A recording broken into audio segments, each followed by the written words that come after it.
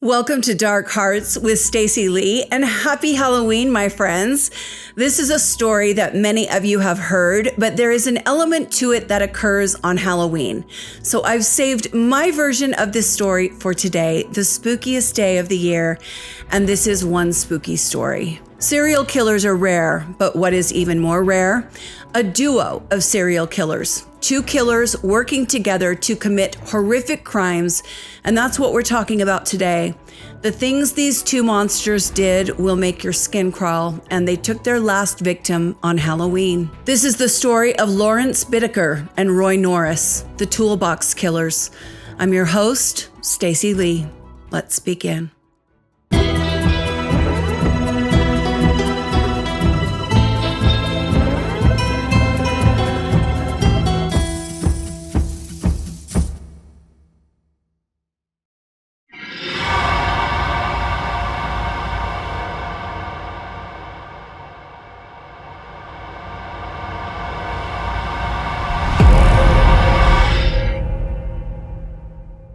Our story begins in the late 1970s in Southern California, where the sun-drenched streets and vibrant culture masked a very sinister underbelly.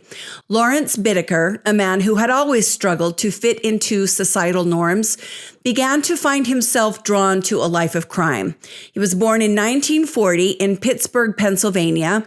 Lawrence had a very troubled childhood, marked by a strained relationship with his adoptive parents, and he had a propensity for antisocial behavior. Lawrence's biological mother found herself pregnant after she and her partner had decided they didn't want children.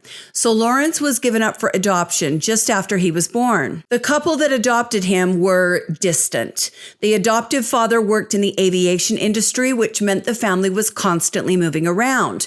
Lawrence already had a difficult time fitting in, and the constant moving meant he had to reintegrate over and over. When he was 12, he began shoplifting, and this little boy, this budding psychopath, was arrested over and over for the next 4 years. He spent a significant portion of his life in and out of juvenile detention, eventually being incarcerated for a series of petty crimes and thefts. Lawrence Bittaker looks like a smug little man, but as we all know, looks can be very deceiving. You are looking at an actual monster.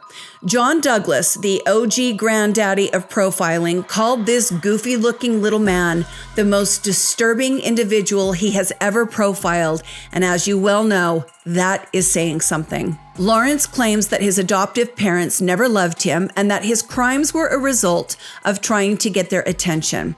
Not only is Lawrence a monster, he's a monster with a near genius level IQ. He scored 138 on an IQ test given to him later in life. Despite being incredibly bright, Lawrence hated school. He was bored and he wouldn't go. He dropped out in 1957 before graduating. Within a year, he'd been arrested for stealing cars, for hit and run, and for evading arrest. Because he was still a minor, he was locked up at the California Youth Authority housing facility, where he remained until he was 18. When he was released, he was informed that his adoptive parents had moved to another state, disowned him, and never wanted to see him again. That is shitty. Yes, this man is a monster. Yes, he did terrible things. Those were also his choice. But what his parents did is also terrible. They chose to adopt a child, which in my eyes is the same as conceiving and bearing a child. It is a lifelong commitment. Some people think it's a financial commitment that ends at 18. That's not the way I feel about it. Good parents know and choose to stay committed to their children throughout their life. I cannot even begin to imagine what it would take to choose to abandon a boy at 17 years old. It was a terrible thing his parents did, and Lawrence never saw his adoptive family again. Lawrence continued to commit crimes in Oklahoma and in Missouri. He was in and out of prison in both states for years. And while there, he was diagnosed as being highly manipulative with concealed severe hostility. This wasn't an outwardly angry and aggressive man. He was too smart for that. He was raging on the inside, but he was really good at hiding it. By 1966, Lawrence had spent more time as an adult inside prison than out of it. 2 additional times, he was examined by psychiatrists who diagnosed Lawrence as being a psychopath with highly manipulative tendencies who was unable to care about the consequences of those actions. These people cannot be helped. There is no treatment for this. If you are not born with empathy, you are a psychopath, and there is no fixing that. Despite these diagnoses and being medicated with antipsychotic medications, Lawrence was just turned out into society without any follow-up when his sentence was over. And this is what we get so wrong. It was way worse. Much worse. Back in the 70s, we talk about this a lot on this channel. The 70s was just this wild time where people were just bouncing in and out of prison every 6 months, never getting actual time. I don't have to tell you guys this, but Lawrence was arrested again in 1974 for stabbing a supermarket employee who accused him of stealing. This young man saw Lawrence steal a steak, and so he walked up to him and confronted him, and Lawrence stabbed the man in the chest, barely missing his heart. He then tried to run, but he was restrained by other supermarket employees. The cops arrived and Lawrence was again sent off to prison, this time being incarcerated at the California Men's Colony in San Luis Obispo. And this is where he would meet Roy Norris. Let's talk about Roy. Roy Norris was born in 1948. I read reports that said he was born in Greeley, Colorado, and others that said he was born in LA. I tend to think the reports of Greeley, Colorado are correct because I found records of him being arrested in Greeley when he was very young. Roy's parents were not married when his mother got pregnant with him, and they were embarrassed by the unwanted pregnancy. His father worked in a scrapyard, and his mother was a drug addict who stayed at home all day, sleeping and watching TV. Roy's childhood was so bad, he was placed in foster care over and over. They would take him away from his parents because his mother didn't take care of him at all. They would put him in foster care for a month, for 2 months, then try to put him back with his family. He was tossed back and forth between foster care and his terrible childhood home dozens of times. There is no wonder why this man had a lot of psychological problems. Living in foster care for a while, then back with his parents for a while, back in foster care with a different family, back with his parents for a while. All the time knowing his parents never bothered to clean up their act enough to get him back permanently. You know, I never ever blame the childhood for the acts of a criminal later in life, but I always take the childhood, especially if there's abuse, into consideration. This is how we learn, by studying the way these monsters are made. This is why we talk about these crimes and the people who commit them. Only by studying the way these monsters were made will we ever learn how we might possibly stop them from becoming. Whenever Roy was living with his parents, he had to deal with their money problems and his mother's drug addiction. She would often accuse Roy of stealing her pills. And even as an adult later on, he would say, "I never did that. She yelled at me all the time and thought I was taking her pills, but I really didn't." Roy was very neglected. He often went without food. He would later state that he became racist against Hispanic people because he was once placed with a Hispanic couple who abused him sexually and also starved him and beat him. Once, when Roy was 16, he was talking with an older cousin of his, and then he started making sexual advances on her. She kicked him out of her house, and she went to Roy's dad, and Roy told his son, "If I ever catch you doing anything like that again, I'll beat you." Roy's reaction was to steal his father's car and drive into the mountains, where he claims he tried to end his own life by injecting air into his artery. When he was later found by the cops, he was returned home, where his parents sat both Roy and his sister down and said, "We never wanted either one of you, and as soon as you're both grown and out of high school, we're getting a divorce." I mean, again, it's not an excuse for what they did, but that is, what is the word? There's no word for that. I mean, damn. You talk about two sets of parents that created two monsters for the rest of society to have to deal with. It's just, I'm so tired of shitty parents. I'm so sick of it. Just like Lawrence, Roy dropped out of high school a year before graduating, but Roy joined the Navy. He was deployed to Vietnam in 1969 and did one tour of duty. He was honorably discharged after that. That same year, Roy was arrested for and assault on 2 different women. He bailed out of jail, and 3 months later, in February of 1970, he attempted to talk his way into a woman's house while she was alone. When the woman wouldn't let him in, he tried to break in. The woman caught him and called the police, and Roy was arrested for that crime. He was then taken to a military hospital where he was diagnosed with schizoid personality disorder. While still on bail, he attacked a female student at San Diego State, which they found out later on was kind of his stalking ground. He would sit and watch the female co-eds go back and forth to classes.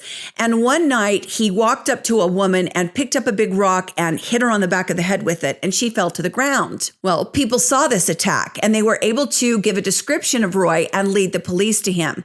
And this time he was committed to 5 years at the Atascadero State Mental Hospital, where he was diagnosed as a mentally disordered sex offender. He spent 5 years there and was then classified as no further danger to society. 3 months later, he pulled over on his motorcycle, grabbed a woman by the scarf she had around her neck, yanked her back towards him, tried to choke her with that scarf, and then raped her. The woman survived. She called the police and reported what her attacker looked like, but they couldn't find him. A month later, by some miracle, this same victim saw Roy on his motorcycle, took down his license plate, and led the police to him. So she solved her own crime. Roy was tried and sent to, you already guessed it, the California Men's Colony in San Luis Obispo, where Lawrence Bittaker was serving time. Lawrence and Roy become acquainted as they serve time together in one of the largest correctional facilities in the country at that time. This is the California Men's Colony, and it was a place for violent creatures. Lawrence liked Roy because he thought Roy was hard and violent. Roy associated with the motorcycle gang members inside the prison, and Lawrence and Roy soon became closer friends, especially when they were taught how to make jewelry together in one of the prison programs. Roy would later say that Lawrence once saved him from being attacked by 2 other prisoners in 1978. As the 2 men became better friends, they talked and they realized they both had a propensity for sexual violence. They realized something else about themselves. They both had a very deep hatred for women. Let's all just collectively gasp and die of shock. We see this all the time, especially by men who were treated poorly by their mother or dominated by their mother. Again, not an excuse, facts. Roy told Lawrence that the thing he liked the most was seeing the women when they were scared. The look of terror on their face was the motivation for his sexual crimes, the fear. Lawrence told Roy he had never committed a sexual crime, but that if he ever did, he'd kill the woman so there wouldn't be any witnesses. As the 2 became closer and talked more about what they'd like to do, they made plans. They agreed that when they got out of prison, they were going to choose, stalk, and murder teenage girls. They decided to do it chronologically. They were going to start with a girl who was 13, then murder a girl who was 14, then 15, and so on and so forth until they reached a victim who was 19 years old. Oh, Lordy. The 2 men promised to find each other after they were released from prison so they could put their plan into action. Lawrence was released in October of 1978. He started working as a machinist, and he was making really good money, the equivalent of about $12,000 a month in today's money. The teenagers in the area liked Lawrence because he'd buy them beer and weed. Lawrence was also known to buy food and wine, sometimes in very large quantities, and hand those items out to the homeless of Los Angeles. And I find that so interesting. I always find it fascinating when we have a terrible person who does something out of character. We know that Hitler loved his dog. We know that John Wayne Gacy was involved in a lot of charity work and civic service. Dr. Harold Shipman had patients who genuinely liked him and said he was a wonderful doctor. And yes, Lawrence Bittaker, this monstrosity of a man, had a soft spot for the homeless of Los Angeles. Roy Norris was released in January of 1979, and he moved into his mother's house in Redondo Beach. He started working as an electrician in Compton. Roy wasn't out of prison for a month when he committed his first rape. After that crime, he drove the woman to the desert and just left her there. He didn't kill her. A few days later, Roy received a letter from Lawrence. The two monsters were now back in touch, and they decided to meet in February at a hotel to set their plan into action. So they meet up at this hotel, and Lawrence says, the first thing we need to do is get a vehicle. And of course, these two creeps choose a creepy murder van. Lawrence bought this 1977 GMC Vandora in February of 1979. It's windowless on one side, and it has this big sliding door that Lawrence liked, because in his words, it would make it easy to pull up to a teenage girl real close, slide the door open, grab her, and drive away. The two killers bought the van. They stood back looking at it, and they decided to name the van Murder Mac. Wow. For the next several months, from February 1979 to June 1979, Lawrence and Roy picked up more than 20 women who were hitchhiking. They didn't do anything to these girls. These were the lucky women who encountered Lawrence and Roy while the two were just practicing. The two killers were making practice runs to see which methods worked the best for luring women and girls towards the van. And what they decided was that it worked best on isolated roads in secluded locations. Women were less likely to get into the van when they were with other people, which I find interesting. They were more likely to get into the van when there was no one else around, most likely because they were desperate and knew there wasn't any other help. During one of these practice runs, Lawrence and Roy found a road that wasn't used very often. It was a fire road located in the San Gabriel Mountains.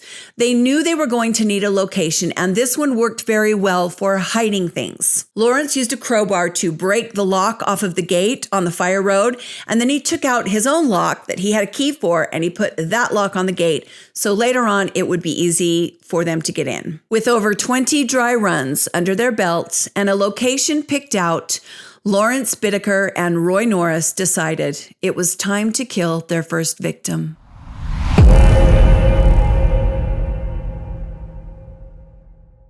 16-year-old Lucinda Lynn Schaefer got up early in the morning and got dressed to go to church. She attended her regular Presbyterian church in Redondo Beach, where many fellow churchgoers saw her and watched her leave the church building after the service. Lawrence and Roy woke up around 10:30 that morning, and they drove the murder van to the beach, where they were drinking beer, smoking pot, and flirting with girls. That's how they spent most of their weekend days. At 7:45 that evening, Roy nudged Lawrence and pointed. There was Lucinda Schaefer walking down the street to go and visit her grandmother. And Roy said, "There's a cute little blonde." It's literally the story of Red Riding Hood. This poor girl just going to visit her grandma and these monsters watching her. Lawrence and Roy got into their van and drove up next to Lucinda as she walked. They offered her beer and pot, and Lucinda told them no, she wasn't interested. Lawrence then drove up ahead of Lucinda and stopped the van. Roy got out of the van and opened the sliding door. Lucinda just kept walking, getting closer to the van now as Roy was leaning into it. As Lucinda passed, Roy leaned out and grabbed Lucinda, threw her into the van, and slammed the door shut. Lawrence turned the radio all the way up to muffle Lucinda's screams. Roy bound her arms and legs with duct tape, and the two drove Lucinda to the fire road they'd prepared with the lock they could open. Lawrence would later say that Lucinda quickly stopped screaming. He said she became almost eerily calm. She never shed a tear, she didn't fight, and she didn't beg. She was resigned. She knew what was going to happen to her. I feel like she didn't want to give these two idiots the satisfaction of screaming and crying and begging. I don't know. That's just the vibe I get. When the two killers got inside the locked gate, Roy told Lawrence, "Take a walk and come back in an hour." And then he assaulted Lucinda. When Lawrence came back, he also assaulted Lucinda. And Lucinda then asked Lawrence, "Are you going to kill me?" And Lawrence lied and said, "No." Lucinda said, "If you're going to kill me, you have to give me time to pray." After these monsters were caught, they told different stories as to what happened next, but most believed that it was Roy who started to strangle Lucinda. And as he did so, he told some cellmates that she got this look on her face and this look in her eyes that was very disturbing to him, and he stopped. So Lawrence took over.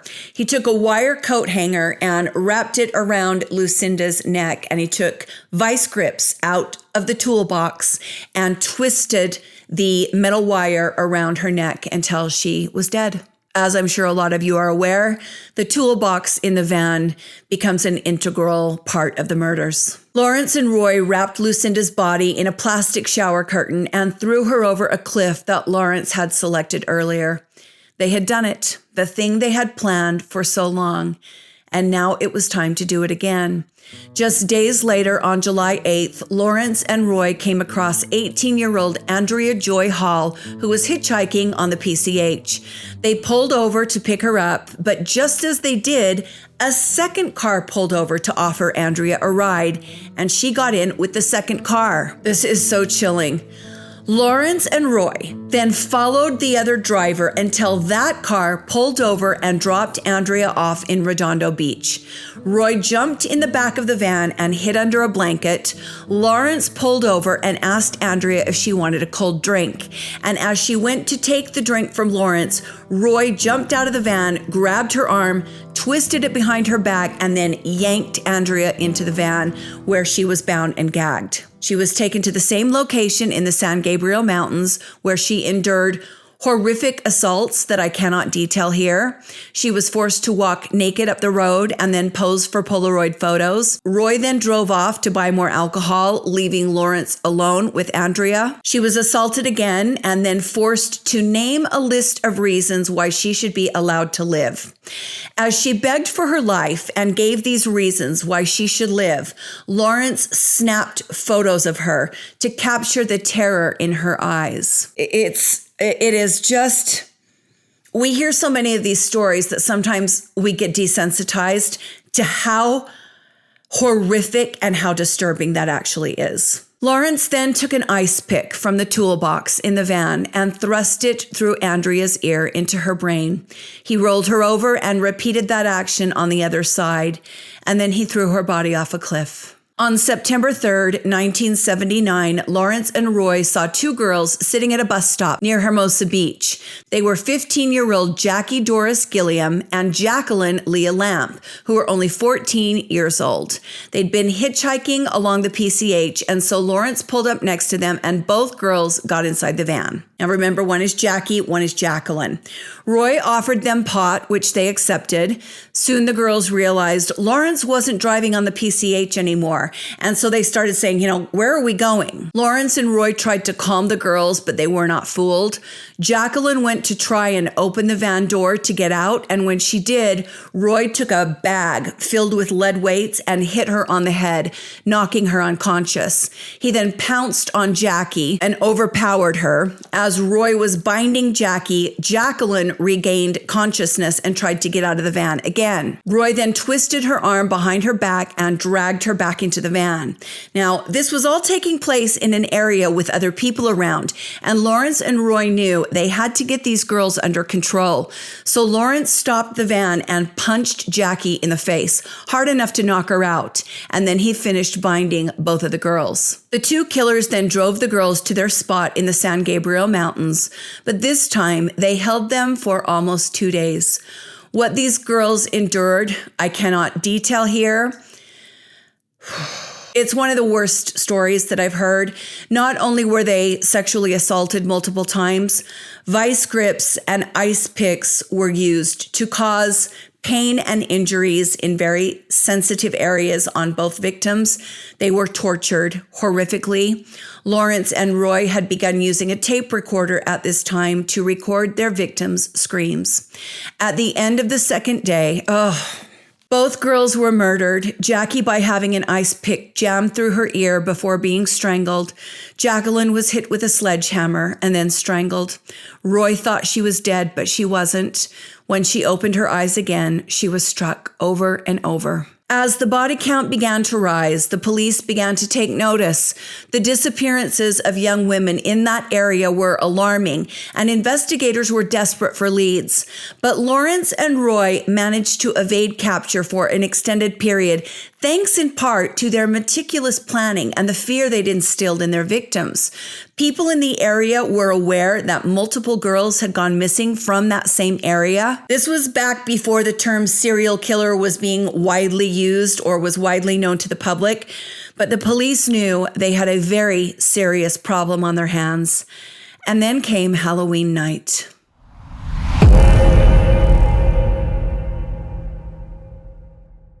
16-year-old Shirley Lynette Ledford was hitchhiking home from a Halloween party in the Sunland suburb of Los Angeles. Shirley worked at a McDonald's that Lawrence was known to frequent, and it is believed that when he pulled over to say, "Hey, do you want a ride?" she got in with him because she knew him from where she worked. She could not have known that she was accepting a ride from a monster. Roy asked Shirley if she wanted to smoke pot, and she said no. Lawrence drove to a secluded spot and then pulled a knife on Shirley. Roy had been in the back of the van. The two men then bound and gagged her with construction tape. Roy then got in the driver's seat and drove around aimlessly while Lawrence tortured Shirley in the back of the van, slapping her, punching her, and telling her to scream louder. All this was being recorded. Shirley begged for her life as Lawrence pulled tools from the toolbox and began torturing Shirley with the pliers and the sledgehammer. Roy then traded places with Lawrence and he turned on the tape recorder. I cannot go into detail here as to what was captured on these tapes, but whatever you're imagining, it's that and worse. Later on, I found a piece of vintage news footage that shows women running from the courtroom when they played these audio tapes, and some of the women are vomiting in the hallway of the courtroom. The things that are on these tapes are very disturbing. After 2 hours of torture, Roy killed Shirley by using vice grips to twist a wire hanger around her neck. This time, the killers did something different. They wanted to see the reaction of the public and the press. So they dumped Shirley on someone's front lawn, just on the lawn at somebody's house. Her body was found early the next morning by a jogger. This sent the public into a panic, and Roy and Lawrence were thrilled at the reaction of the press.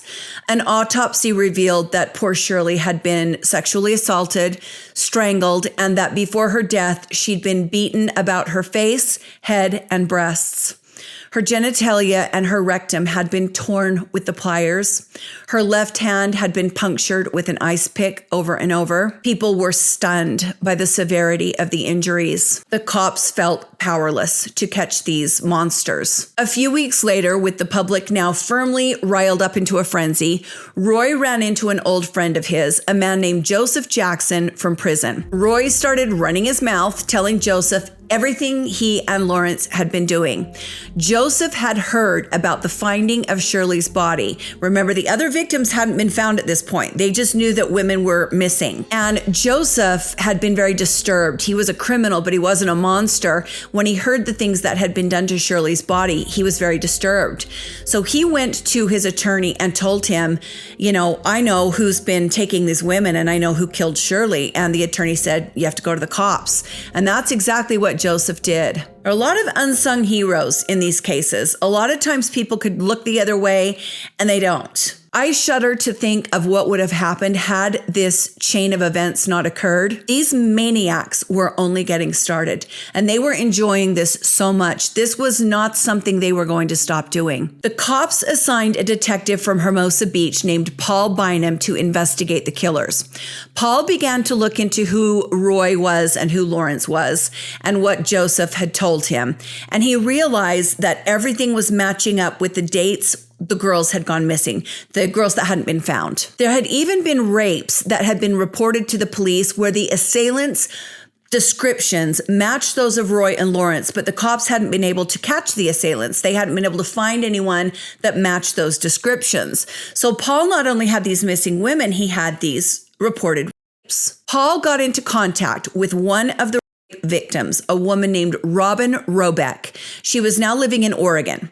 The cop flew to the victim's house and showed her photographs of Lawrence and Roy, and she said yes. She was absolutely positive those were the two men who raped her and tried to kill her. That was enough for the cops. On November 20th, 1979, Roy was arrested on a parole violation.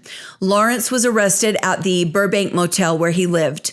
The cops had put the men under surveillance and also had proof they were dealing drugs, so the arrest was not an issue. As the cops went through Lawrence's hotel room, they found the Polaroid photos the men had taken of Jackie and Jacqueline, the little girls. Inside the murder van, the cops found the sledgehammer, the bag of lead weights, a jar of Vaseline, 2 women's necklaces, a book on how to locate police radio frequencies, and they also found the horrific audio recordings of the women being tortured with tools from the toolbox and pleading for their lives. Also in Lawrence's hotel room, the cops found 7 bottles of different kinds of acid.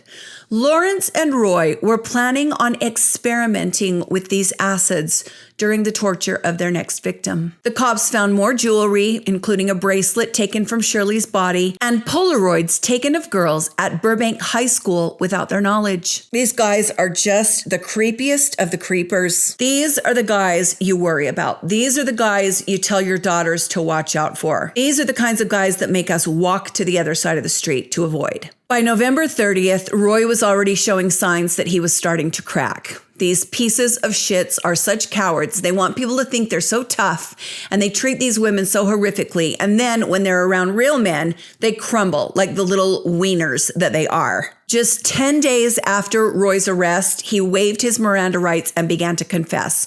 Of course, he tried to make Lawrence out to be the bad guy and the mastermind. The next year, on March 18th, 1980, Roy would plead guilty to 4 counts of first-degree murder, 1 count of second-degree murder, 2 counts of rape, and 1 count of robbery. He then agreed to testify against Lawrence. Lawrence decided he was going to go to trial because he's one of these guys that, he's the smartest person in the room. He can talk his way out of anything. Lawrence's trial was a media sensation. It was filled with gruesome details that captivated and horrified the public. Lawrence and Roy's lack of remorse and their chilling demeanor in court added to that shock. Lawrence's trial began on April 24th, 1980, and there was a lot of drama when the tapes were played, as well as when Lawrence testified in his own defense. Did you at any time ever use an ice pick? No, sir. You struck Miss Lamp with a sledgehammer. Do you recall the sledgehammer which was introduced? Yes, sir, I recall it. Was that true? No, sir. Lawrence Bittaker, with an IQ of 138, dragged high school girls into his van, then murdered them by twisting a coat hanger around their throat with a pair of pliers. When his tape recording of one murder was played in court, people rushed outside and vomited.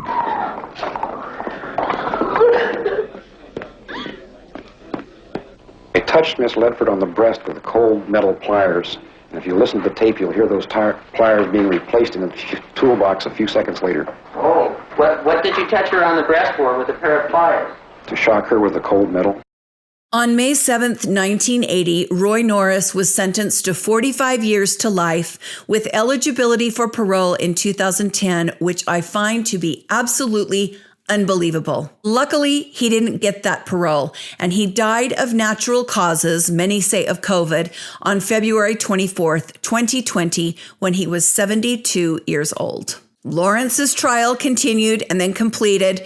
The jury deliberated for just 90 minutes and found him guilty. He was then sentenced to death. The judge went so far as to make a second ruling that if the death sentence was ever commuted to life, Lawrence would be given 199 years automatically. While in prison, Lawrence Bittaker protested and filed more than 40 frivolous lawsuits against the prison, the prosecutors. He never showed any sort of remorse, and in fact gave interviews later on, they have terrible audio, where he's blaming, his bad childhood for all of his deeds. He filed an appeal that was dismissed in 1989. He was scheduled to be executed in December of 1989, but he got a stay. He was then rescheduled for execution in July of 1991. That date resulted in a second stay of execution. And then the winds of change began to blow in California, and executions became more and more rare. They did continue until 2006. So I don't know why Lawrence Bittaker wasn't executed, because if there's anyone that deserves the death penalty, it's this little weasel. Lawrence was left to rot in prison. He died on death row in San Quentin on December 13th, 2019, when he was 79 years old. Paul Bynum, the detective that was assigned to this case, he killed in December of 1987 at just 39 years old. He left a 10-page side note stating that the case had changed him forever, and the thought of Lawrence or Roy ever getting out of prison was too much for him to live with, and he had decided he didn't want to go on. The audio cassettes of Lawrence and Roy and Shirley Ledford are in the possession of the FBI, and the tapes are used to desensitize FBI agents in training.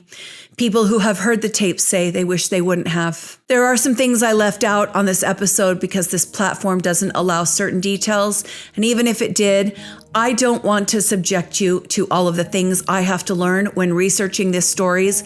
There are things I wish I didn't know. I wish I didn't know what happened to Shirley Ledford on Halloween night when I was just a little girl out trick-or-treating.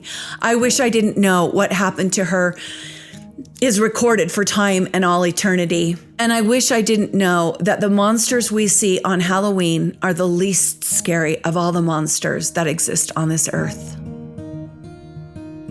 A very scary story for the scariest day of the year. I hope you are enjoying your holiday. Happy Halloween, my friends.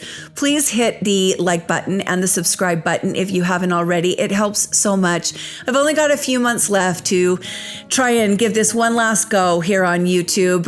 If the channel does not double or quadruple in size, get to a point where I'm not just beating my head against the wall, I am going to stop doing YouTube. I will probably continue with my podcast, but I haven't made that decision yet. So share my channel in the comments on other channels, and share the channel with friends and family, whatever you can do to help if you want. I would really appreciate it. I have two podcasts. This one is Dining with Death. This is just the audio taken from video episodes posted here on YouTube years ago.